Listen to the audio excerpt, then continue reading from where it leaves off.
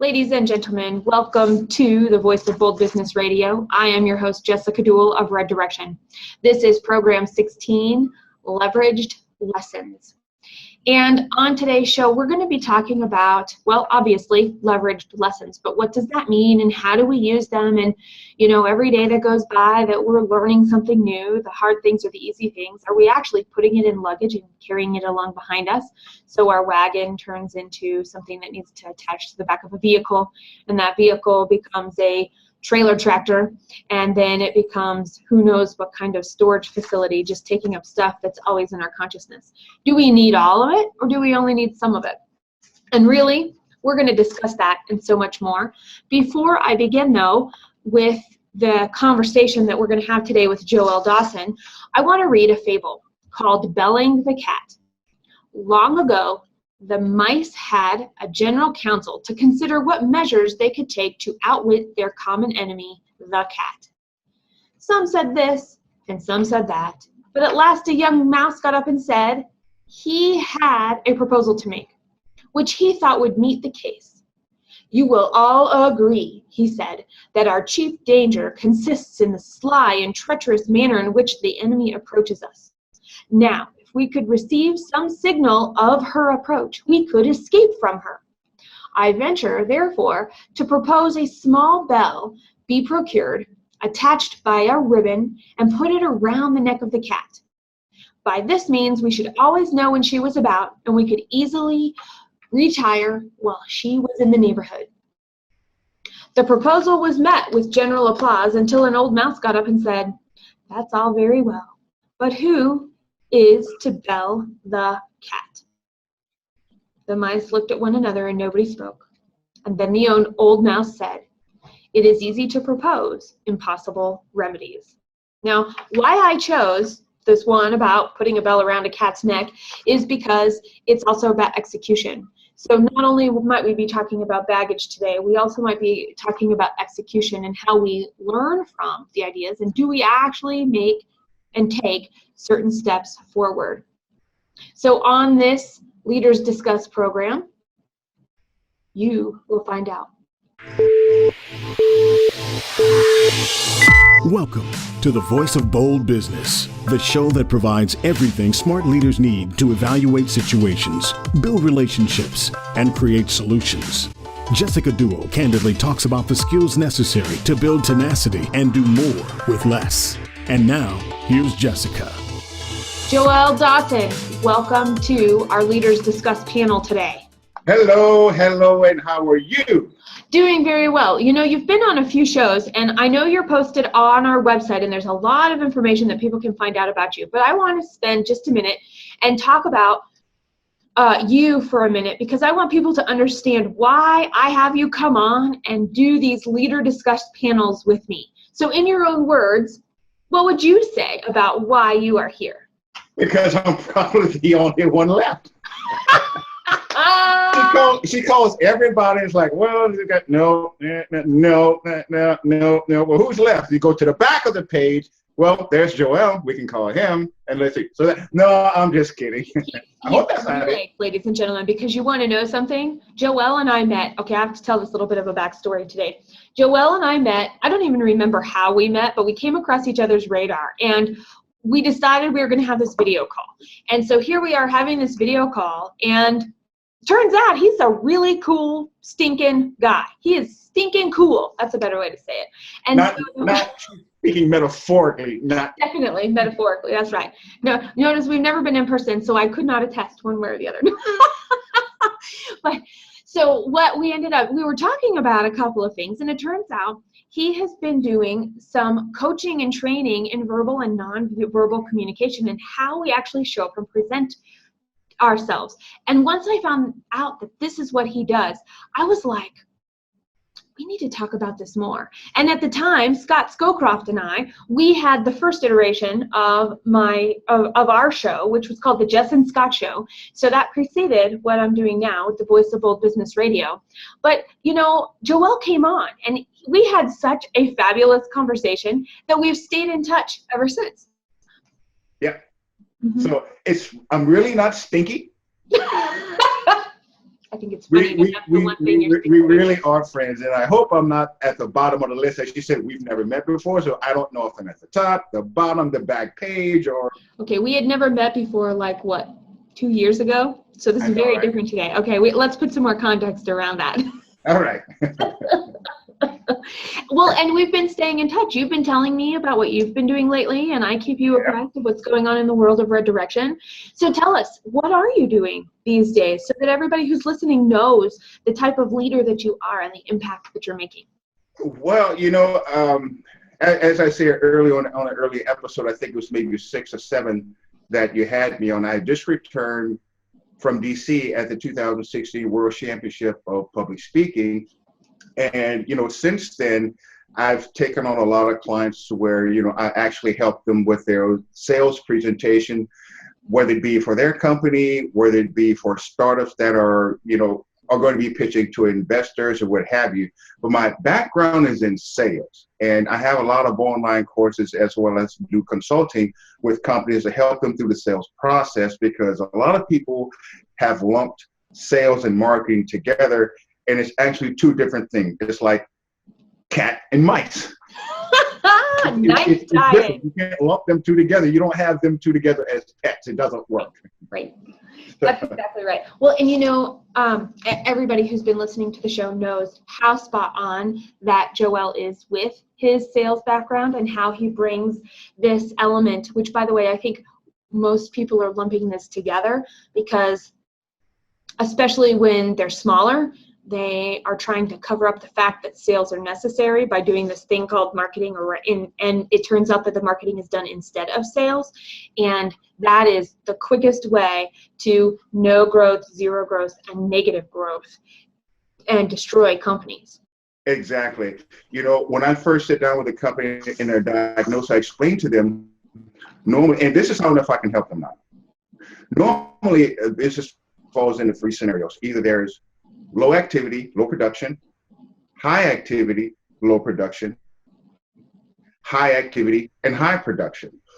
What I do, regardless of which one of those scenarios we're in, we start to develop a culture where you have low activity and high production. But to go back to what you were saying, Jessica, when someone just does marketing, okay, well, let's skip the no production, no activity, because we know what that means. You're not doing anything. Right. Okay, so we have to take a look at what's actually holding you back from that. Okay, but let's take a look at the high activity, low production.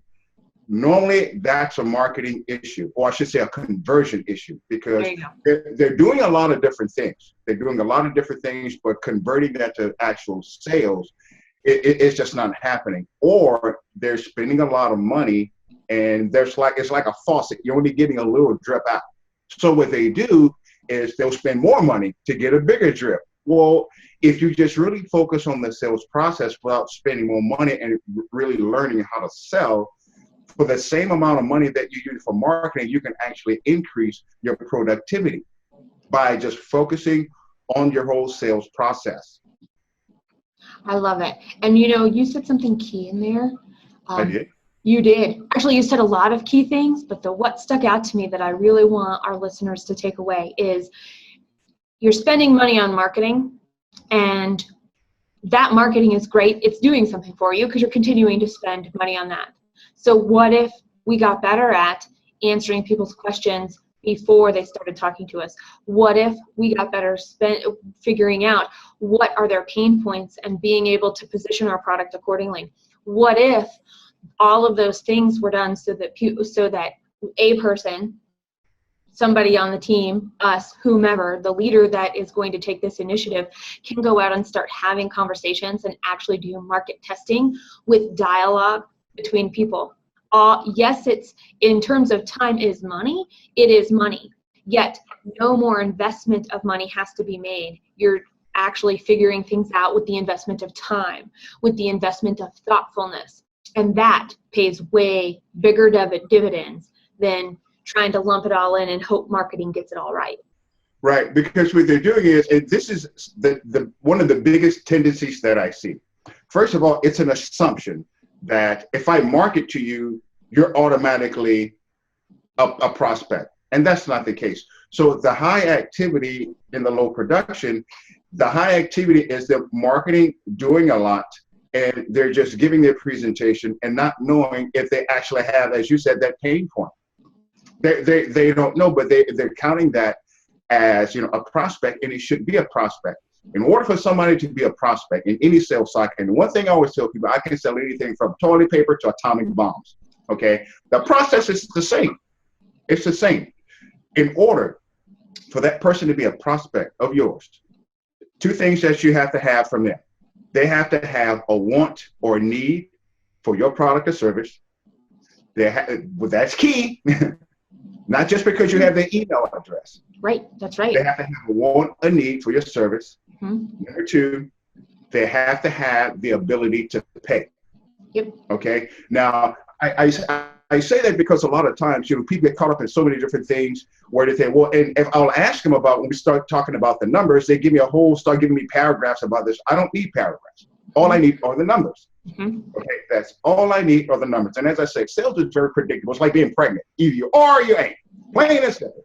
It's just like that. Mm-hmm. So, and when I look at them, I ask, okay, well, this person did not have a want or a need. Or sometimes it's like, well, you know, yeah, this person really loves it. They want it. Well, you know, I said, well, what's about the money? Do they have the money? Well, they want a discount, and, you know, all this other stuff comes up.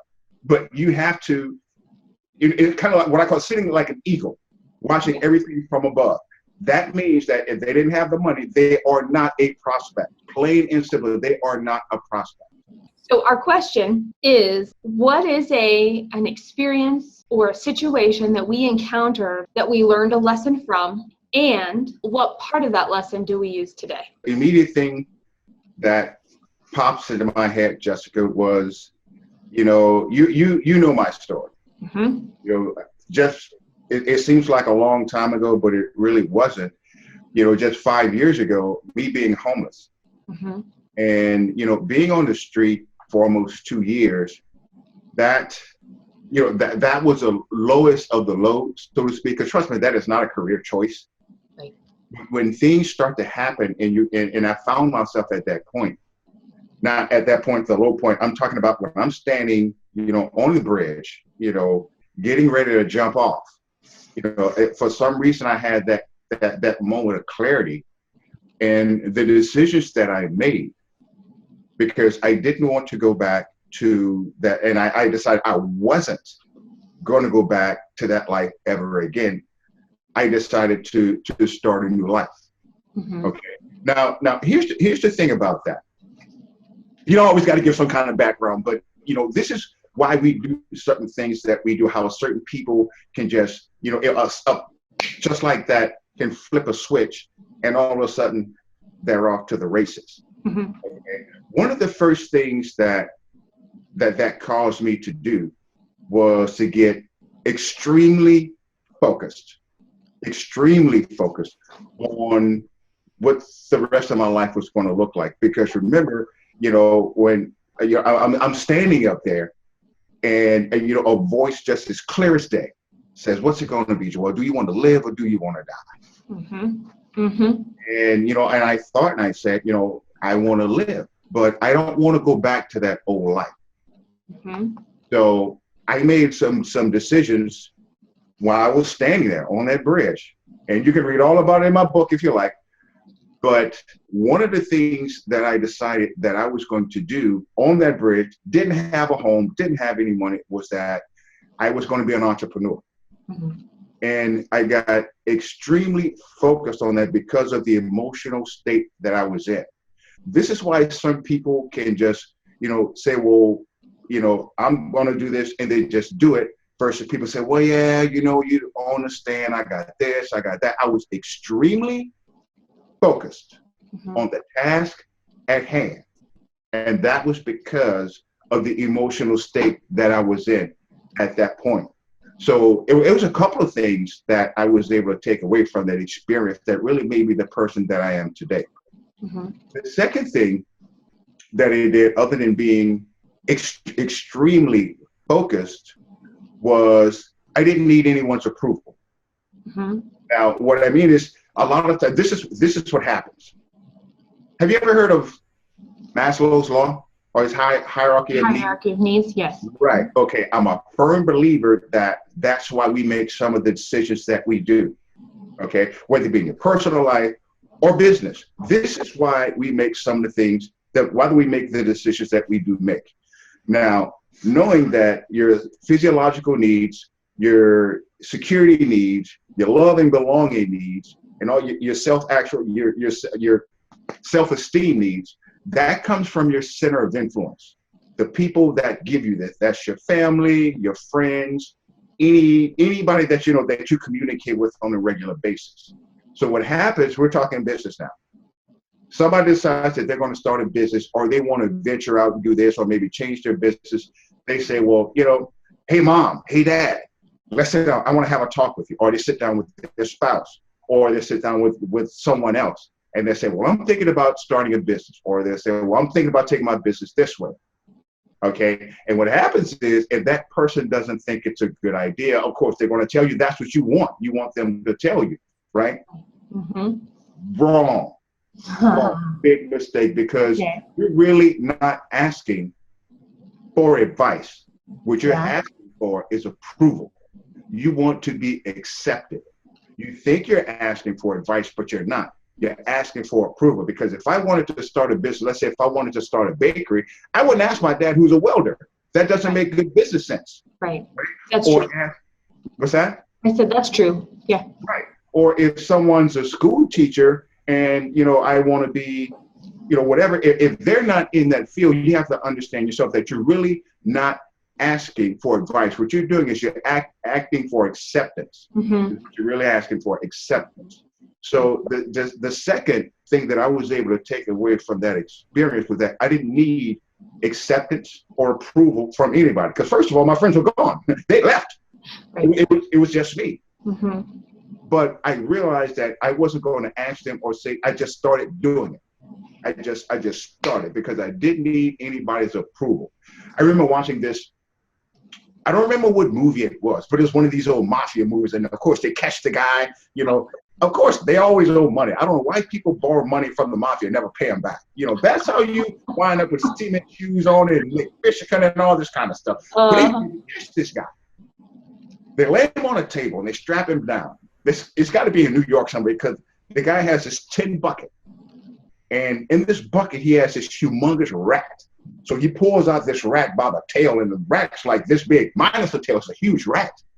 The rat's just like squealing. Okay, of course, this guy starts screaming. They rip his shirt open. They lay the rat on his chest, and they hurry up and they put the tin bucket on it, on top of it. Mm-hmm.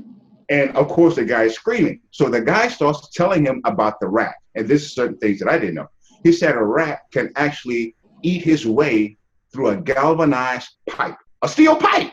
Steel pipe. Uh-huh. Okay. So he takes a torch and he starts heating the tin bucket.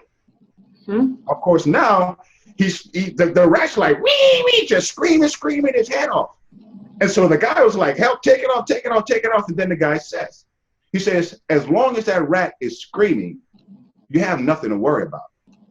If that rat is silent, that rat is about to take action, and he's about to get out of that bucket, which means he's going to start eating through the softest part, which would be him. Mm-hmm. And I said all of that to say that a lot of times people, you know, they say they want to do this or they say they're going to do that. You know, it's just like the rat in the bucket. Nothing's going to happen.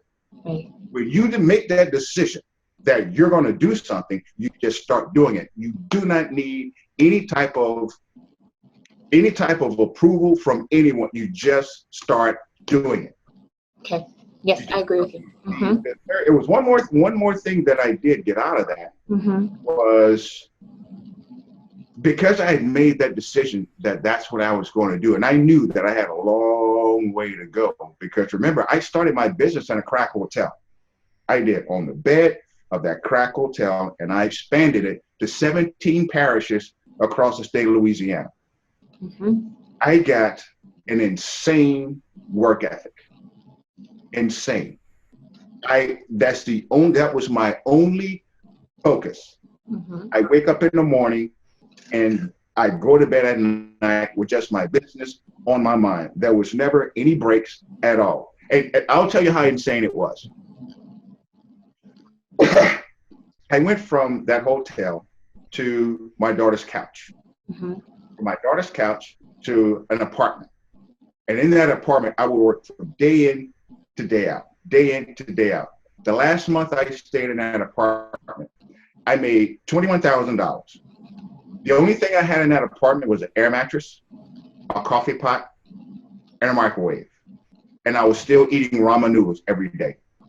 That's how focused I was on being successful. So it was almost like a blessing in disguise for me, because I wouldn't have nothing. Well, I can't say nothing, but the things that I have and enjoy today, I would not have that if I hadn't went through that experience, because these are the things that hold a lot of people back from starting their business or actually getting to that next level. The focus, the work ethic, and the feeling that they need approval from someone. They always figure that they have to have everything right. I have to know this. I have to know that. I have to know this person. You don't have to do it. You just have to get started. Plain and simple. You are woo, woo, woo. That's all I got to say. Oh, woo, Woo, woo. Raise that roof, because that's interesting. I had picked out 2 stories for this, and they're nothing like your story. So first of all, I want to say thank you for sharing it. Thank you for talking about it. Thank you for sharing some of those details, because a lot of us do face things that we either choose to forget, or we choose to ignore, or we choose not to learn from, like you did. And having that as a model is pretty amazing. Which, by the way, listening to his story, hearing him speak on all of the shows so far that Joel has been involved in, now you know why I called him up to be on the show as a panelist on a regular basis, because he has a That wasn't because I was the last one? strong voice. No, my friend, there are a lot of people that didn't even make the list. Now I got to say, woo, woo. That's right. That's right. So I was thinking about some things, because I was like, okay, now that I've heard your story, I'm going to share a story about a conflict of values that really helped me be who I am today. And it helps me overcome other obstacles that make problems and things that I have to face a little bit easier to do so they don't seem as hard as this particular story I'm going to tell. When my first company was bought, I was 21 years old, and my husband and I, we both were part of this company that was acquired. I started traveling, and I traveled a lot, and they decided that they really wanted us in Minnesota instead of in Washington State. And Ryan was like, yeah, hell no, we're not moving. And I was like, but what about my career? I have this ability to move up in this organization. This is something that I really want. And at the time, this is what I really wanted. I wanted to move up the ladder. I wanted to make a bigger impact. I wanted to be part of the senior team of this organization even more than I was through the acquisition, right? I wanted to become part of that. I wanted to learn from it. And so I really struggled, because I put everything and all of my energy when I'm at work into work. Just like when I'm at home, I put all of my energy into being at home and in my family. Now, that's the outcome of this story, because at the time it wasn't. This business was who I was. I associated my identity with it. And when Ryan and I came to this impasse, I really had to sit down and say, what is important? Is moving to Minnesota to be able to become more involved at even more strategically than I was, even more in more of a leadership and involved in more of the organization than I was being in Washington State. And I had to weigh that against this man that I'm totally in love with, which, by the way, that was back then. I'm still totally in love with this dude today. So Ryan. And, and could we live apart? And what did that mean for the investment in my family and the life that I wanted to create with Ryan, that we had already started to create together? And so I really had to sit down and go, well, what are my values? And I was like, oh, well, the world is my oyster, and anything I want, I can have. And it turned out I couldn't have everything I wanted at the same time. And I sat down and I really thought about it, and it was the hardest thing. It was the hardest thing I ever did. It was over tears, and it was over a little bit of alienation, because I was the only one that could make the decision. I was looking for approval. I was looking for acceptance, no matter what my decision was going to be. And it came down to the fact that after all of these emotions and feeling like I had to give up something that I had worked so hard to achieve, give up something that was just being handed to me, it turned out I said no. I said, no, I'm not going to move to Minnesota. Ryan and I are not moving to Minnesota. We are going to stay in Washington State, and we're going to figure out how to make this work this way. And what I found out was they didn't think I was going to move anyway, but they put it on the table to just see what I was going to do. And but, you know, they offered it to me knowing they had a place for me and they wanted me to do this, but they also offered it knowing it was very unlikely that I would do this. Smart boss I had. I mean, realistically, the president of the company, super smart guy. Well, let me ask you this before Yeah. because I had a similar situation that did happen. Yeah. Did you ever have any resentment?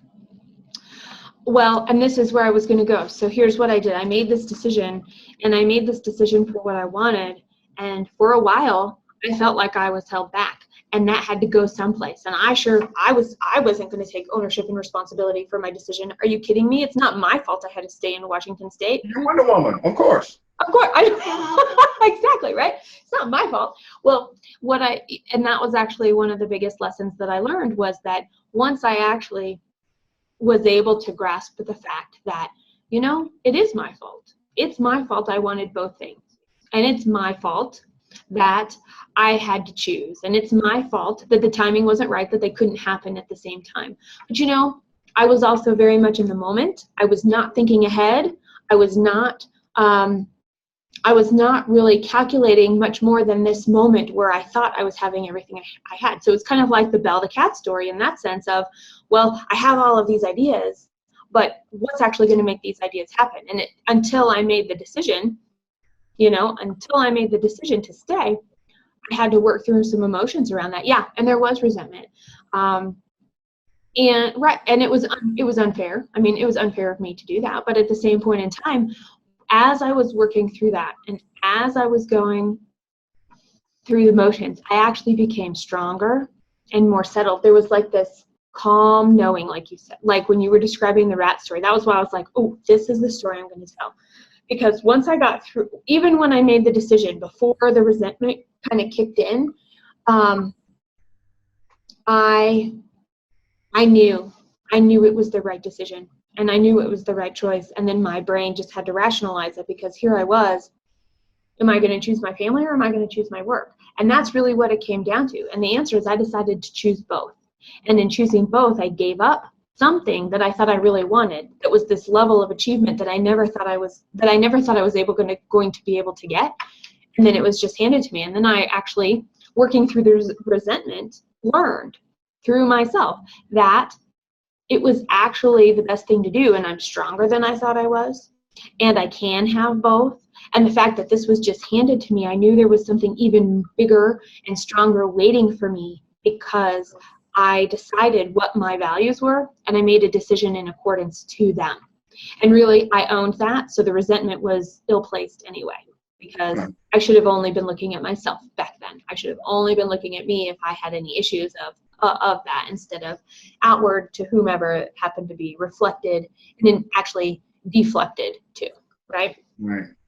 But that calm knowing was a pretty big important thing. But it comes down to my values was, okay, there's this thing and there's this, things are in conflict. And when you get right down to it, once the values are known, it's very easy to put a filter to any decision. And it may not seem fair, but it's still a fairly clear outcome when you stick to that.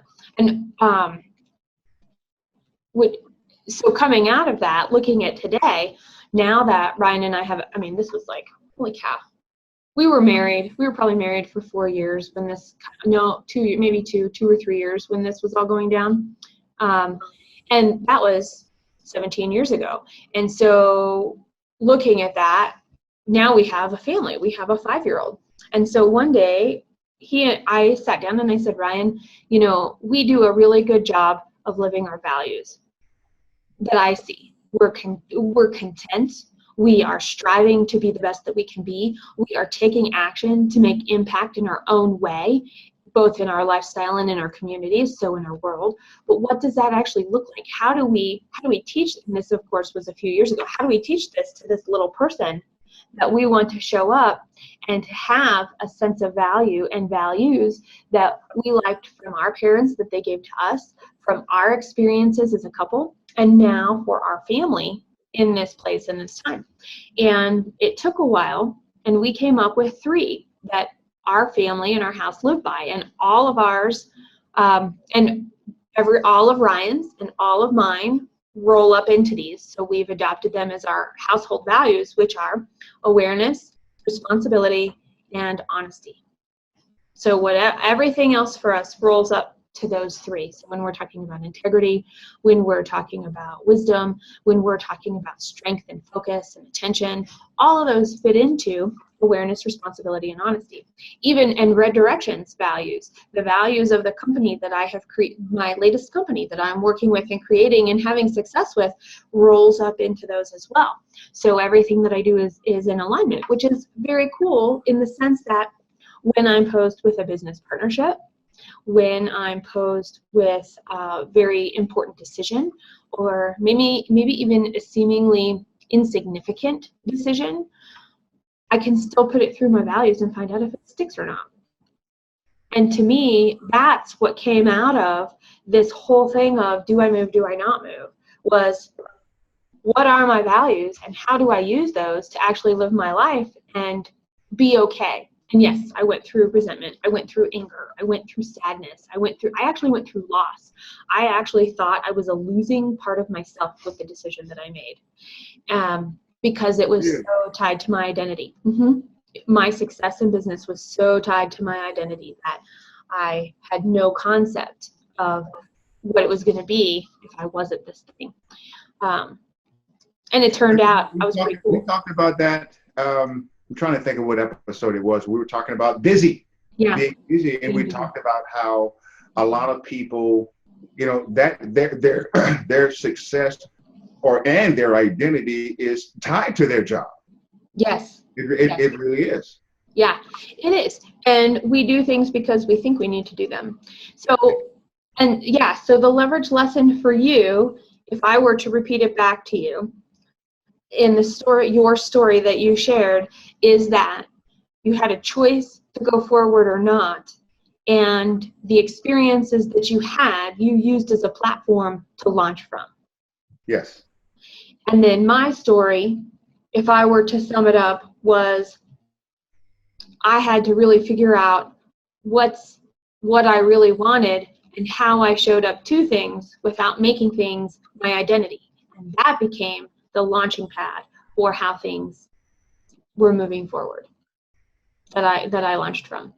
Right. But in that, we were talking about not going back. I mean, there's this thing. So have you ever had an experience where the same thing keeps popping up and you're like, why am I having to deal with this again? Why am I having to deal with this again? Have you ever had one of those? I used to have them. You used to? Okay. And when I say I used to have them, it's because, my situation is different from yours in the sense of there's a lot of things that I had to change about my center of influence, because when you're in a certain center of influence, you think a certain way, and because you think a certain way, it brings about certain actions. So what I did was I removed myself from that, physically as well as mentally, and started making. I started creating a desired center of influence for myself personally, and that's just recreating who I was. And when I did that, a lot of the actions or the things that I used to deal with, I no longer had to deal with because I was no longer in that environment.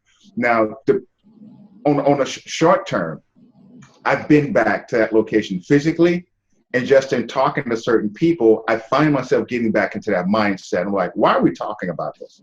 Why? And then I realized, okay, because now you put yourself back in that influence. That's why these things are being fed to you. That's why you're having these thoughts. That's why you're saying, why am I dealing with this again? Because you put yourself there. Old habits do die hard.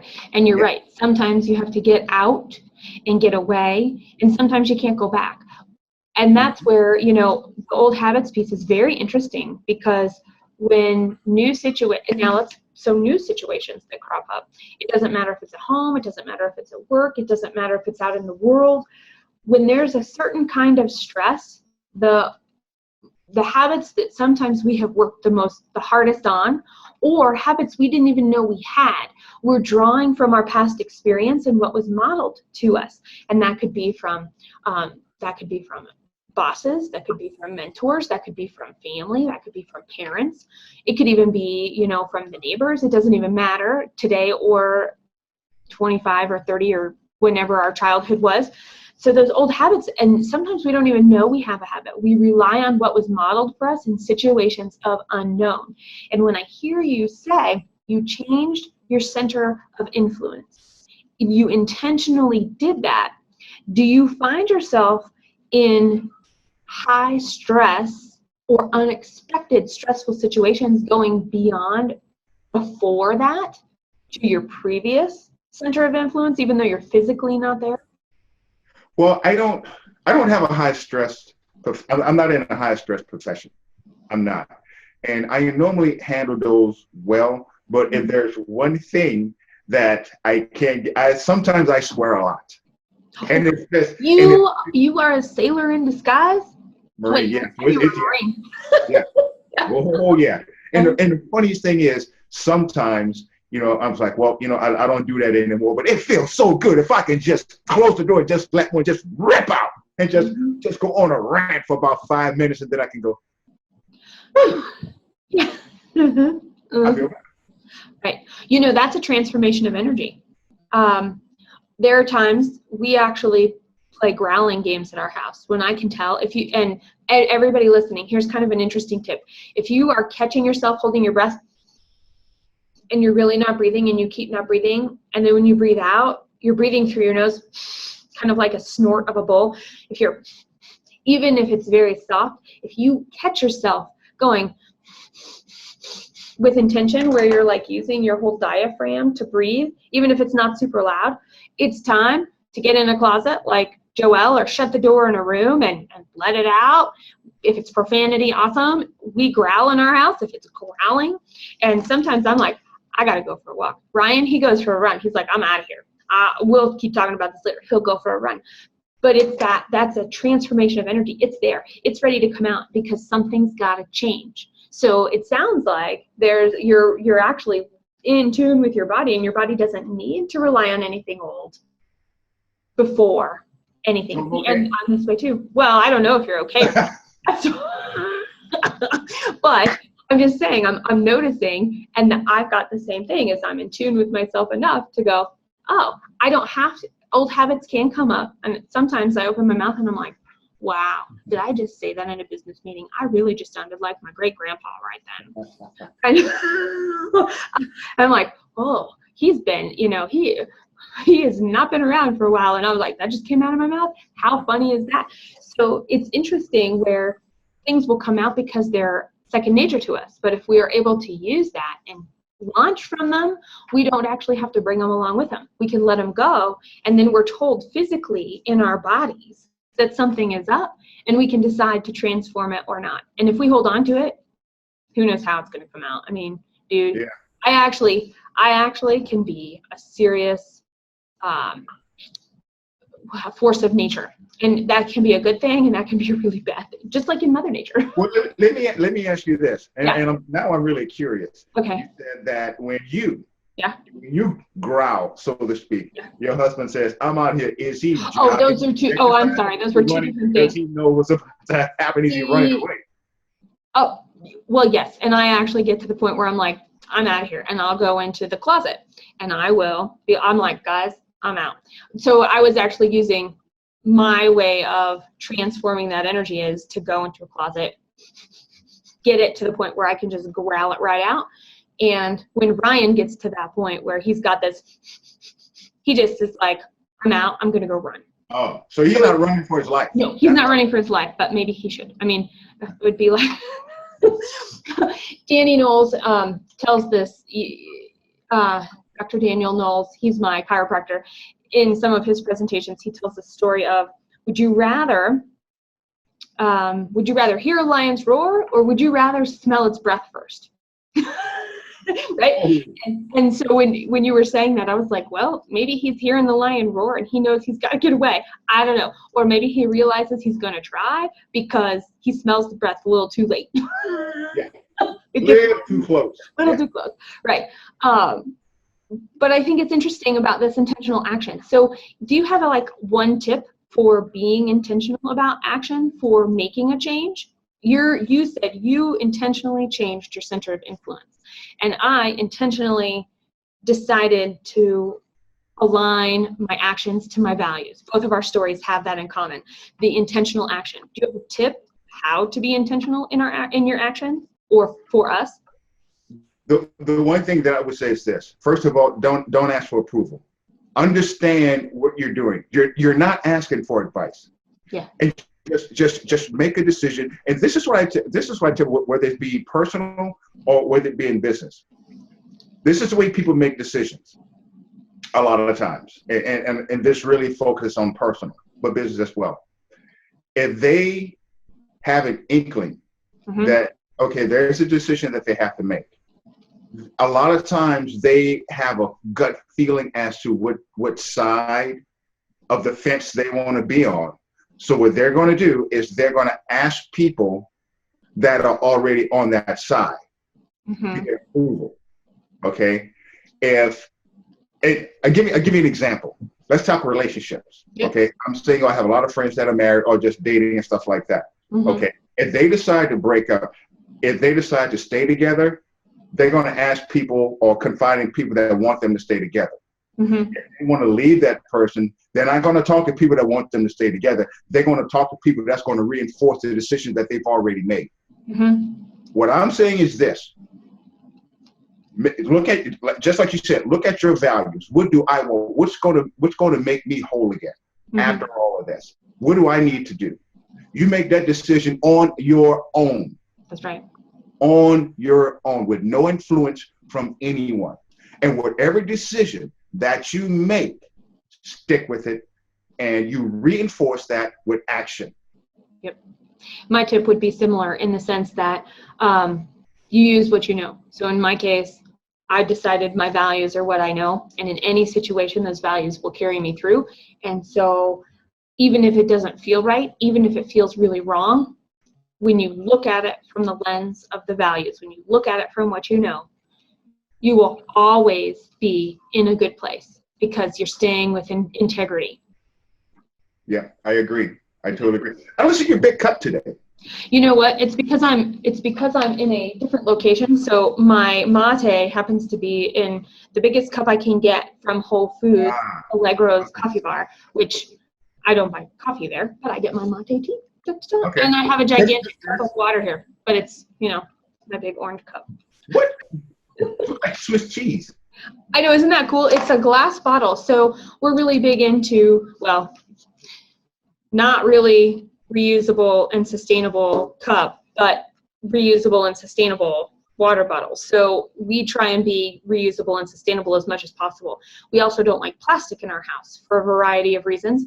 And so we've decided to go with glass. Well, your glass containers kind of need a protector because they still get dropped once in a while or banged once in a while or, whatever. And so the plastic on the outside, it does. Looks like Swiss cheese, but it's sustainable. Looks like a giant baby bottle. They make baby versions of this. Yeah, ow. I'm not. No, they make them little. Carter used to have little glass ones. As soon as he was big enough to hold them, we had little glass ones for him. Yeah. They make wine glasses so you can take them camping or go out around a campfire and have something a little sustainable if you're like us and you don't like plastic and that kind of thing. Isn't that funny? Gotcha. So we are almost out of time, and we're not going to be able to dive into all of the things that came out of the answers that Joelle and I shared today. We came back to the intentional action, which covers the concept of making a decision. It also covers the concept of values. And let's see, it also covers not going, well, let's quickly talk about going back or not going back. If all of us have an experience where we've learned this lesson and we can choose to do something with it, we can choose to do nothing, and there's probably another one. But if we choose to do something, we choose not to. Let's take each end of the spectrum there. If we do nothing, we can recognize it was a problem, and maybe we'll think we'll never have that again, so it's not worth looking back. Will it ever come up? Is it something that we think about when we are, I'm trying to think, do we ever feel regret about it? Or do we ever wish we might have done something different? It's kind of like, and those are more heat of the moment things, I think, than big life decisions or big life changing decisions. Like, did we speak out of anger?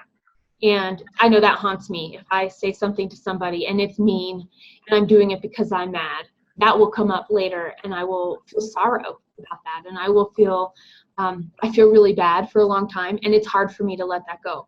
The thing is, it's probably the thing I should be letting go, because what's done is done. And all I can do is make an effort to change it in all of my actions going forward. So again, you're like stopping and using it as a leverage point. But if we don't think about it, and maybe if we don't feel remorse about those things, could we continue to speak in anger to people and not even know, or not be aware, and actually be detrimentally affecting our relationships? And the answer is, I don't know. Only we know for ourselves. What do you think, Joel? Well, I'll give you two different scenarios. I have a brother that he's actually. No, I'm kidding. Wait, I'm sorry, I interrupted you. Go ahead, start over. But he is always apologizing for things that was said. Reason being is because it would just come out, and then there's always regret. I'm sorry about all this kind of stuff. Me, I very rarely have to say that because it takes so much for me to get to that point.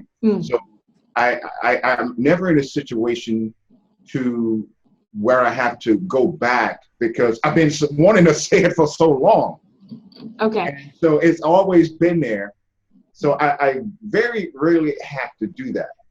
But it does happen. And it happens to a lot of people, to where, it's more of an emotional thing where it just comes out. And it's like, well, you know what, maybe I should not.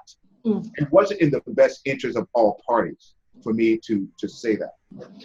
You bring up an interesting point about your brother, because and I could use this for me too, and this is actually how I became aware of some of my habits. Somebody said to me, quit apologizing. You don't need to apologize for everything. And it turned out I had not been thinking about what I was saying, and I had been inadvertently aloof or distant or angry toward people in such a moment that I just got into the habit of apologizing and not really taking an action I didn't choose to change.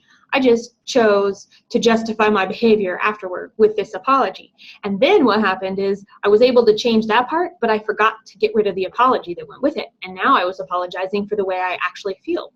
I was apologizing for the way that things that I actually believe in. I was apologizing for doing things right. I was apologizing for using my voice and speaking up tactfully with courtesy. And that there are some habits that can come and go, and we really have to be diligent about acknowledging what those habits are and deciding when we change. If anything's lingering, are there lingering secondary habits from that to be aware of in our lessons learned? And that's just for everyday relationship building more than anything else. And personal presentation. I mean, my relationships are affected when I apologize. People don't think I believe in myself. I mean, that's actually one of the things. Do you really believe in what you're saying? Of course I do. Then why are you apologizing for it? So I had to actually look and go, oh, the things I say, the things that I do in these habits that I'm not even aware of until somebody pointed this out to me are affecting how people look at me, how they see my ability, what they see me being able to do for them, and actually being there for them when they need it. Awesome. Everybody, he's just nodding. Everybody's in agreement. Everybody's going, yep. Preach. That's right. Woo-hoo. We're going to go ahead and conclude this. All the program notes will be at thevoiceofboldbusiness.com/P16. You can also search the site for leverage lessons. We want to know what you think. We want to know your story. What was the lesson that you learned from an experience that you had, and how did you use it to change what was going on and use it as a launching pad?